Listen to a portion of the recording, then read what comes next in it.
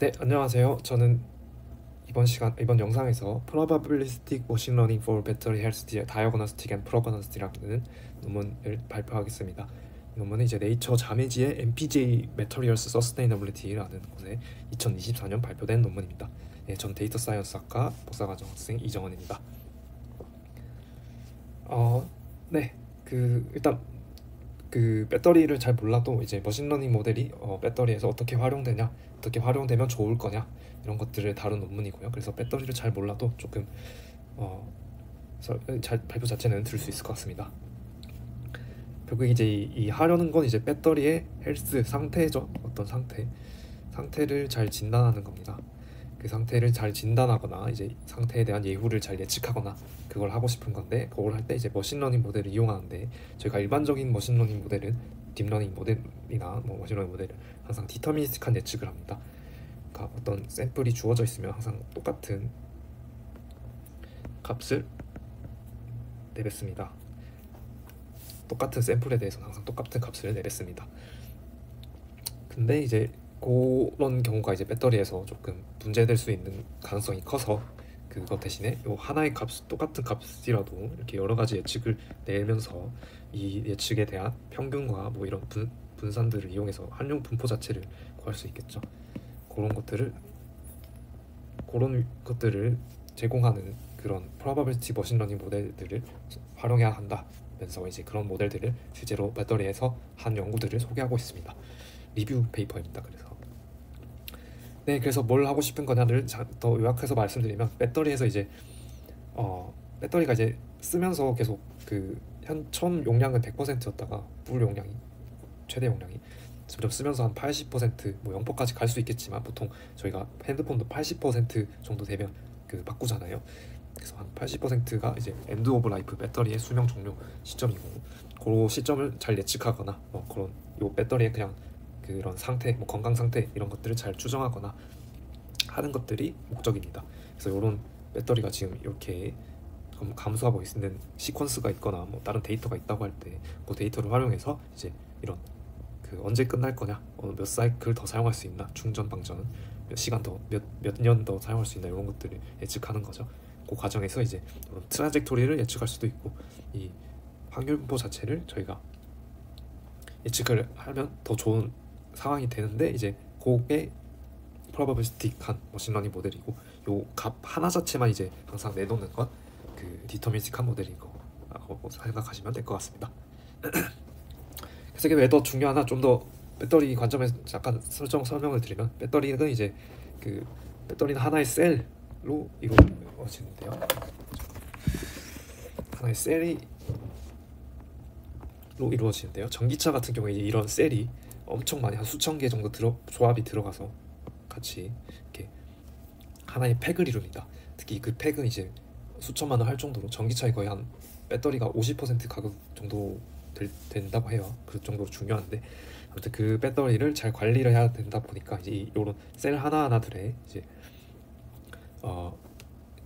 잔존 용량이죠. 아까 말했던 그걸 SOH, 스테이트 오브 헬스라고 하는데, 그런 것들을 잘 추정하거나 그런 것들이 어떻게 될지를 잘 예측하거나, 수명 끝 종료 시점이죠. 수명이 종료되는 시점, 그런 것들이 중요해지고 있습니다.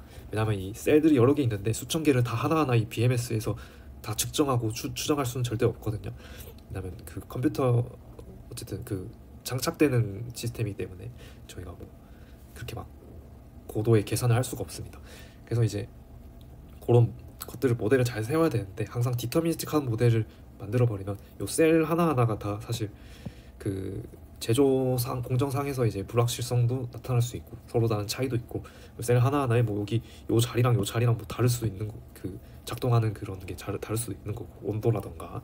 그래서 항상 저희가 그런 것들을 잘, 불확실한 상황을 잘 정량화를 하는 게 중요한데, 특히나 배터리에서 더 중요한 거는 이제 화재로 연결되거나, 아니면 배터리가 비싼데 이게 좀 빨리 떨어지면 되게 전기차를 바꿔야 되잖아요. 배터리를 아예 바꿔야 되잖아요. 수천만 원 하는 걸.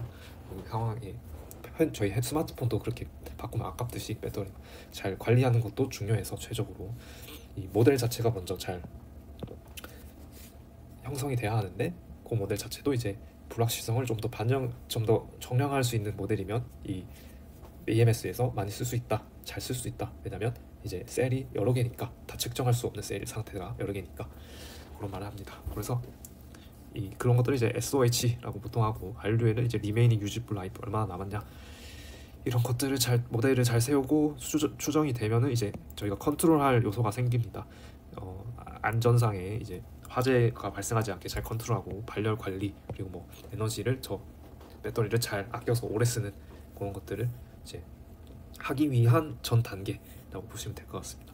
그래서 여기 논문에선 오버뷰로 이제 백그라운드로 배터리가 이제 그 성능이 감소하는 걸 디그라데이션이라고 하는데요. 그 디그라데이션의 메커니즘과 이 전통적인 저희가 하고 있는 결정론적인 머신러닝 방법과 딥러닝 방법을 소개하고 있고, 그리고 그 다음으로 이제 프로바빌리스틱한 게 필요하다, 머신러닝 방법이, 소개하면서 그런 모델들을 소개하고 있습니다.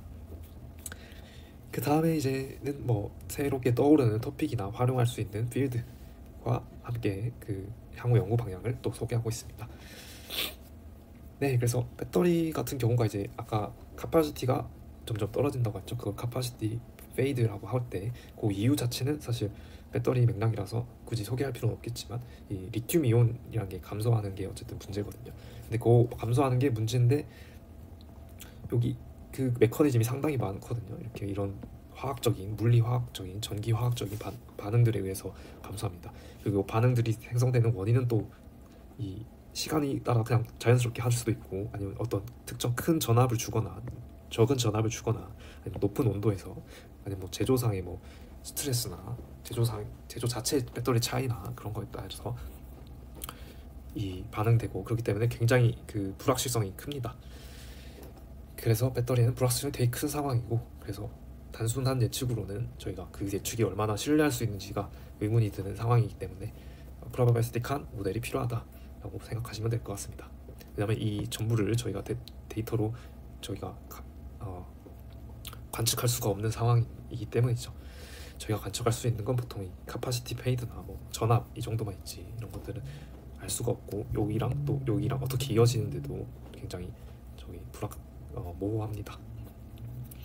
네, 그렇기 때문에 방금 말했듯이 배터리에 너무 언서턴티가 많고, 디그라데이션 자체에, 그리고 또 배터리 데이터가 굉장히 적습니다. 보통 한 제품에 한 20개, 한 셀에 대해서 뭐 20개 정도의 배치가 있고, 많아봐야 뭐 100개, 300개거든요. 왜냐면 이제 보안상 이슈 때문에 배터리는 데이터만 보고 뭐 어떻게 만들었는지, 무슨 소재를 어떤 비율로 썼는지 알 수 있기 때문에 그런 것들을 공개하기가 기업들이 잘 공개를 하지 않습니다. 그런 상황에서 더 이제 불확실성이 훨씬 커지겠죠.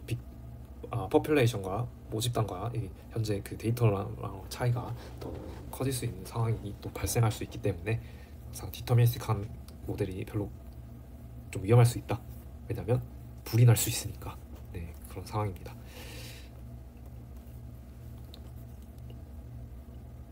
예, 그래서 요거는 이제 진단과 예후 예측을 뭐 6가지 문제로 또 요약을 해놨는데요. 첫 번째는 진단 문제인데, 이 SOH 배터리의 헬스 상태를 어떻게 요 동시간대를 잘 예측하는 겁니다. 근데 요 예측할 때도 사실 싱글값 포인트 에스티메이트가 아니라 이렇게 신뢰 구간을 주면서, 여기가 뭐 평균적으로 요건 1텐데 여기 이 확률이 아마 그 구간, 신뢰할 수 있는 구간이 뭐 95%라고 말할 수 있는 거죠. 프로바빌리스틱 머신러닝을 쓴다면. 그리고 두 번째는 이제 예후에 관한 건데, 이렇게 데이터가 주어져 있을 때 이 끝나는 시점이 언제고, 그거에 대한 평균과 뭐 분산, 확률, 밀도 함수를 구할 수 있는 그 예측 값으로 줄 수 있는 거죠. 네, 그 다음 문제도 비슷한데, 이제 요거 같은 경우에는 이 트래젝토리 시퀀스 자체를 또 저희가 생성할 수 있는 그런 모델들을 그런 태스크를 말합니다. 그리고 네 번째는 이제 뭐 얼마나 디그라데이션이 얼마나 일어나 있는지, 상태가 뭐 아까 같은 경우에는 뭐 리튬 이온이 몇 개인지, 뭐 어떤 데서 손상을 많이 입었는지, 이런 것들을 파라미터화해서 그런 것들을 잘 설명할 수 있는 모델을 만드는 거고요. 다섯 번째는 이제 똑같은데, 두 번째 거랑 똑같은데 이제 그냥 좀 더 데이터를, 초기 데이터만 써서 이 EOL을 확률 분포로 예측하고, 그리고 또 초기 분포만 써서 이제 이 궤적을 생성하겠나 하는 거죠. 좀 더 부정확하고 어렵겠죠. 네, 그래서 프로바빌리스틱 모델을 이용하는 그 이런 과정들을 여기서 잠깐 더 간략하게 소개합니다.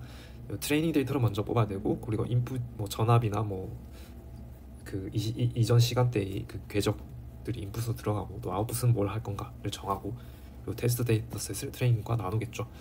그 다음에 이제 모델을 저희가 선정을 하는데, 여기 모델 선정할 때 프로바빌리스틱한 모델을 쓰겠다, 머신러닝 모델을 쓰겠다 인 거고, 그 모델들이 이렇게 뉴럴넷 베이스드가 있고 베이스드 하지 않은 모델들을 쓴 연구들을 소개하고 있습니다.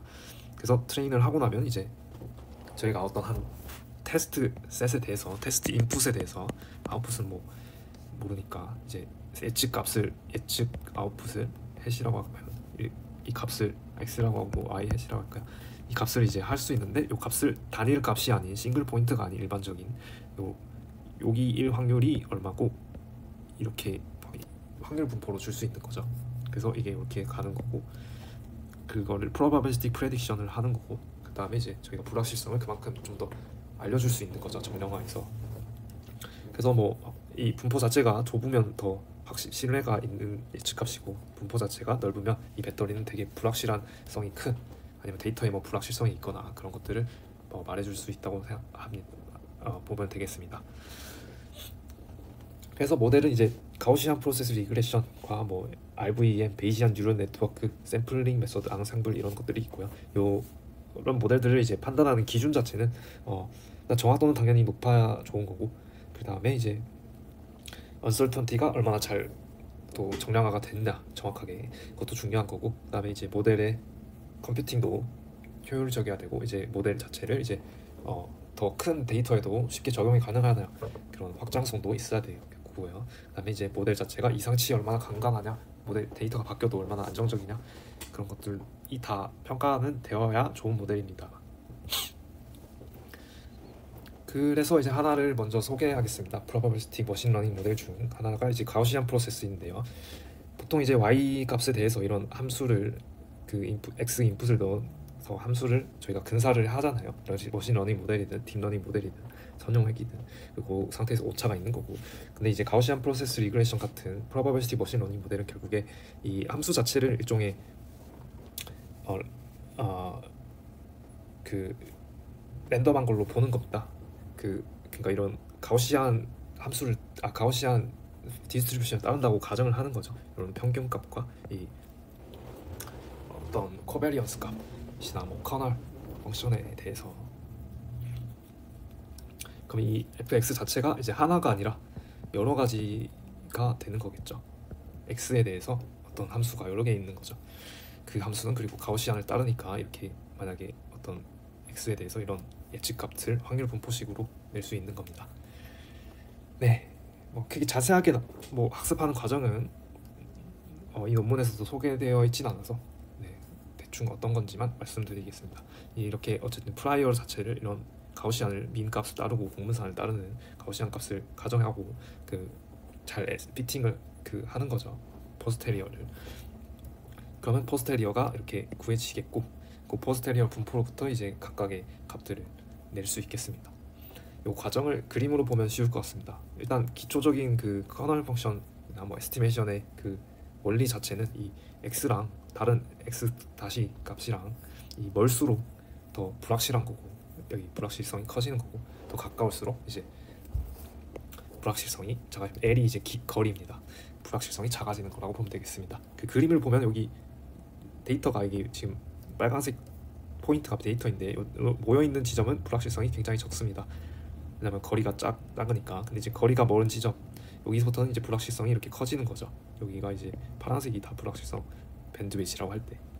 그걸 좀 더 설명드리면, 이 포인트가 만약 이렇게 있다고 치면은, 저희가 일반적인 리그레션 같은 경우는 이렇게 그냥 하나의 선만 잘 피팅하는 선만 그리는 거잖아요. 근데 이제 가우시안 프로세스 리그레션 같은 경우는 이 여기랑 여기의 거리에 따라서 이제 요렇게도 될 수 있고 요렇게도 될 수 있는 라인이 있는 거죠. 그리고 이 라인은 이제 분산인 거죠. 그만큼의 디스트리뷰션을 따르는 거죠. 이렇게. 그리고 여기는 이제 거리가 더 작으니까 여기 분산보다 조금 작게 이렇게 이어지는 거겠죠. 그러니까 요렇게 이런 원리로 이렇게 똑같은 그림이라고 생각하시면 될 것 같습니다. 네, 그래서 가우시안 프로세스가 아까 뭐 거리에 따라 이렇게 된다 보니까 이 타겟 값이 여기 원래 트루 값이 이거고, 이게 지금 빈 파란색이 현재 트레인 데이터고, 이 트루가 이 다 이런 빈 원이라고 할 때 이 파란색으로 이제 가우시안 프로세스를 학습하면 이렇게 평균선은 여기 이렇게 있고 이렇게 분산이 있는 거잖아요. 근데 여기가 이제 그 트루 시점이랑 거리가 되게 머니까 이 여기 오차가 되게 큰 걸 볼 수 있고요. 그리고 뒤에 이렇게 가면 갈수록 이제 오차가 훨씬 더 줄어드는 것을 확인할 수 있습니다. 불확실성도 좀 더 그 여기 자체의 이제 분산도 더 줄어들고요. 다음 모델은 이제 렐레번스 벡터 머신입니다. 거의 뭐 개념적으로는 비슷합니다. 이거는 이제 데이터를 하나하나 학습 데이터가 하나 1, 2, 뭐 n개 있을 때 그 학습 데이터가 하나의 피처 벡터죠. 피처 벡터에 이제 각각의 유사성을 일종의 유사성을 그 매핑하는 커널 펑션을 취해줘서 그 값들을 구합니다. 그리고 그 값들을 구하고 이제 그 값들에 대해서 이제 y 값과 잘 예측하도록 이제 그 가중치들을 하나하나 다 피팅을 해줍니다. 그럼 이렇게가 되는 거겠죠. 그래서 뭐 가중치가 근데 필요 없는 건 0일 때도 있고, 뭐 좀 더 중요한 건 커지는 거라고 보시면 될 것 같습니다. 그리고 이 상황에서 이제 엡실론과 또 바이어스도 있다. 그렇기 때문에 이제 테스트 샘플을 인풋을 넣으면은 이 커널 펑션을 통과해서 유사도가 나오고, 이 테스트 x에 대한 각 벡터의 유사도, 그 트레이닝 벡터의 유사도가 나오고, 그 유사도에 따라서 가중치가 다 또 곱해지고, 그러다 보니까 이제 가중합은 이제 평균적인 되는 거고, 그리고 또 그것들의 분산 자체가 또 이렇게 probability density로 표현이 됩니다. 그 다음에 이제 세 번째 방법은 베이지안 네트워크 모델이 또 있습니다. 보통 머신러닝 뉴럴 네트는 이렇게 함수 하나를 그 세타를 잘 피팅하는 걸 찾는 거죠. 오차가 적은 세타를 세타 스타를 찾는 건데, 가중치를 찾는 거죠. 뉴럴 넷에. 베이지안에서는 요 세타 가중치 자체를 하나의 또 probability density로 두고 추정을 합니다. 그때 추정할 때 이제 베이지 정리를 이용하는 거고, 다만 이 베이지 정리를 저희가 일반적으로 계산을 절대 못하죠. 모든 세타에 대해서 구할 수가 없으니까. 그렇기 때문에 뭐 변분 추론을 하고 MC 드랍아웃을 하거나 뭐 어떤 샘플링 방법을 쓰거나 그렇게 해서 이거 자체도 사실 근사해서 구하는 거죠. 이 분포 자체도. 아무튼 그렇게 근사해서 분포가 구해지면은 이것도 마찬가지로 뭐 뉴럴넷이 일종의 아까 fx라고 하면은 nn이라고 하면 이것 자체가 또 어떤 분포를 따르게 되는 거겠죠. 뭐 가우시안이라고 하면 가우시안 분포를 따르는 거고. 그래서 고정적인 하나가 아니라 여러 가지인 거겠죠. 그래서 마찬가지로 저희가 예측에 대해서 이런 식으로 항상 확률 분포 형식으로 예측할 수가 있습니다. 그 예측 값에 대해서 좀 더 불확실성을 제공할 수 있습니다. 그리고 또 좀 더 쉬운 방법은 이제 네 번째 이제 앙상블 방법인데요. 앙상블이 이렇게 뭐 만들어지면 여러 가지 4개 만들어지면 요 모델들이 각각 인디비주얼 모델이고 각각 값이 좀 다를 테니까 그 값들을 통해서 이제 보통 이제 그냥 보팅을 해서 뭐 하나의 값을 내는데, 그렇지 않고 요 값들을 통해서 이제 또 값들의 그 평균과 분산 이런 것들을 다 구할 수 있잖아요. 히스토그램을 그리든 그렇게 통해서 또 저희가 예측에 대한 어떤 probability density를 줄 수가 있습니다. 다섯 번째는 이제 배깅입니다. 배깅은 이제 모델 자체를 앙상블 한다기보다는 데이터를 이제 잘 랜덤하게 더 샘플링을 해서 그 데이터에 따라서 이제 모델을 다시 세우고, 그러면 이제 또 학습 데이터에 따른 모델이 분포가 또 퍼지겠죠. 그걸 또 구해서 이렇게 probability density로 할 수가 있는 거겠죠. 네, 그래서 요 uncertainty가 또 모델은 다 단락하게 소개 들었고, uncertainty를 또 약간 구분을 해보자면, 이 말이 좀 어려운데 요 표현 논문에서 쓰는 aleatoric uncertainty는 이제 우발적인 뭐 그런 용어입니다. 그냥 데이터 자체에 원래 있는 랜덤 요소 노이즈인 거죠. 예를 들면 뭐 그 제조 공정 상하에서 이 배터리 자체가 가지고 있는 그런 불확실성이죠. 이런 것들은 이제 어떻게 모델을 아무리 잘 만들어도 줄일 수가 없습니다. 원래 존재하는 거니까. 그 다음에 에피스테믹 uncertainty는 이제 인식론적 불확실성이라고 하는데, 말이 좀 어려운데요. 아무튼 이건 자체는 모델 자체가 좀 부정확하거나 한계를 갖고 있거나, 아니면 뭐 모델이 너무 오버피팅 됐거나 이런 거에 따라서 좀 불확실성, 모델이 모델의 베리언스죠. 네. 그리고 또 뭐 데이터가 파퓰레이션을 잘 모사하지 못하는 경우, 스몰 데이터이기 때문에 그런 경우도 이제 좀 더 오차가 커지는 거죠. 불확실성이.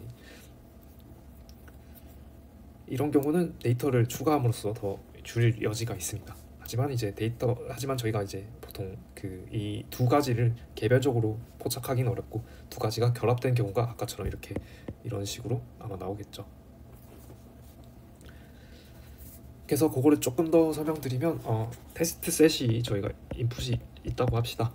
그 테스트 인풋이 있으면 테스트에 인풋을 넣으면 이제 이런 식으로 y 해시 평균이 나오고 분산이 나오는 이런 구조를 가졌잖아요. 그럼 이 평균, 모든 x 개별 x 테스트 x에 대해서 평균을 이제 여기 y x축이 y x고 y축이 y 해시입니다. y 해 테스트, 이거는 트루 값이 아니라 y 해실 때 요 x에 대해서 이렇게 y 값이 나오고, 요 분포로 이렇게 나오겠죠. 요 x에 대해서 뭐 여기일 수도 있겠죠. 평균이 이런 분포로 나오고 이렇게 할 수도 있겠죠. 아무튼 실제 y 값이겠네요. 네, 실제 y 값이겠네요. 이 모델 자체는 여기서 이렇게 형성될 수도 있지만 실제 값이 이렇게 있다고 할 수 있겠습니다. 그래서 요 평균선 자체를 이제 끄었을 때, 이제 그 평균선들을 다 끄어서 이어보면은 이었을 때 그 평균선들 자체가 여러 개 있으니까 그 평균선들의 이제 또 평균과 분산이 나오겠죠. 그 평균이 OLS 리그레션 라인으로 되고, 랑 똑같죠. 설명의 기로. 그리고 그 평균선들의 이제 분산이 이렇게 퍼진다고 보면 될 것 같습니다. 이거는 또 뭘 의미하냐 하면, 이제 모델 자체의 어떤 베리언스죠. 모델 자체의 베리언스라고 할 수 있겠습니다. 아까 치면 여기 2번에 해당하는 거겠죠. 모델 자체의 어떤 불확실성을 대변한다고 하면 되겠습니다. 그거를 컨피던스 바운드, 이렇게 좀 여기까지 좀 좁은 라인이고, 그 다음 게 이제 프레딕션 바운드입니다. 프레딕션 바운드가 여기 조금 더 이렇게 돼 있고, 요거는 이제 저희가 이렇게 하나하나에 대해서 이렇게 분산들이 다 나와 있잖아요. x 값들에 대해서. 그러면 요 분산을 또 끊어서 이 신뢰 구간을 항상 구할 수 있잖아요. 그래서 그 신뢰 구간들을 다 95%라고 만약 하면, 그 95% 측에 대한 그 신뢰 구간을 이렇게 다 선으로 이어준 겁니다. 네, 그래서 요거 같은 경우가 아까 개별 이거에 해당한다고 보면 되겠죠. 개별 셀들의 이제 자체가 사실 불확실성이 있으니까, 개별 셀들 자체가 이제 뭐라고 해야 될까요?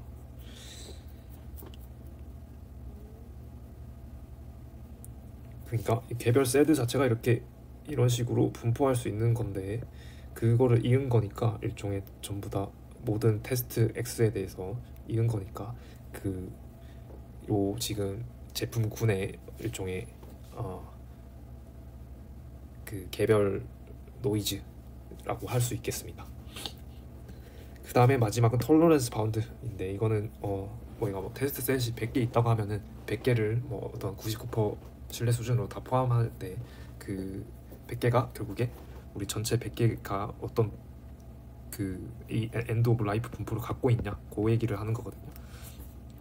그래서 이 배터리 제품군의 전체적인 그 분포를 대변한다고 보면 되겠습니다. 이게 그러니까 아까 1번과 2번이 합쳐진 거죠. 네. 그래서 요거 같은 경우에는 뭐 컨피던스 바운드 같은 경우는 모델을 평가할 때, 모델을 세울 때, 그럴 때 좀 유용할 수 있고, 베리언스 같은 게 적냐 맞냐 이렇게 볼 수 있으니까, 프레딕션 바운드 같은 경우에는 이제 판단할 때 뭐 모델을 직접 사용할 때나 뭐 그런 오차에 대한 그 신뢰성을 주는 거죠.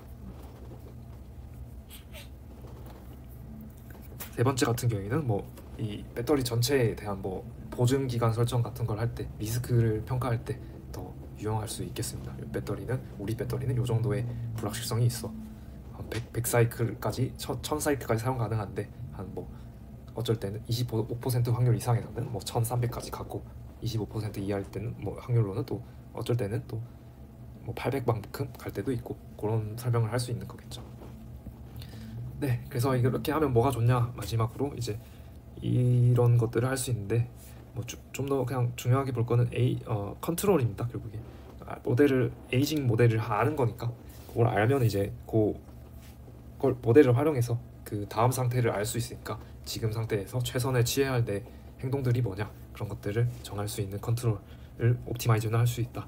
그래서 뭐 제일 왼쪽 같은 경우에는 이제 뭐 좀 더 적응적으로 어댑티브 하면은 이 훨씬 더 6시간이나 더 길게 쓸 수 있다. 그리고 뭐 더 배터리를 더 오래 쓸 수 있다 이런 거고요. 차징도 이제 더 전력을 뭐 전압을 더 잘 주거나 전류를 더 잘 흘리거나 뭐 이런 것들 해서 더 최적화를 할 수 있고, 그다음에 이제 발열 관리도 중요하잖아요. 그럼 그 발열 관리를 할 때도 이렇게 이제 어떻게 모델이 에이징이 될 걸 알면은 우리가 어떻게 요때는 좀 쿨러를 틀어야 되거나 뭐 더 가동시켜야 되거나 더 가동시킬 수 있거나 그런 것들을 할 수 있게 됩니다. 네, 그래서 이제 마지막으로 서머리를 하면은 배터리에 언설턴티가 많이 있다.